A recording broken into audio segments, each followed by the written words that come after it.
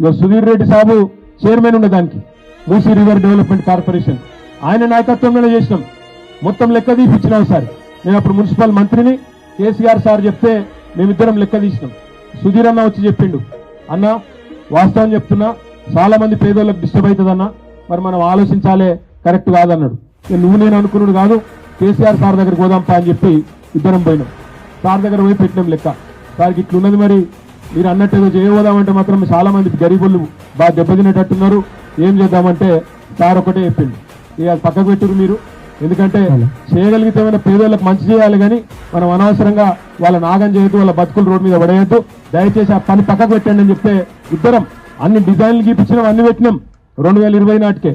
కానీ పక్కకు పెట్టినాం, ఎందుకంటే గరీబోళ్లకు నష్టం అవుతుందంటే వద్దు అన్నాడు కేసీఆర్ అని చెప్పి పక్కకు పెట్టినాం. ఇలా రేవంత్ రెడ్డి 100 రోజులు 6 గ్యారంటీలు అని చెప్పి 420 హామీలు ఇచ్చిండు, అవన్నీ మర్చిపోయి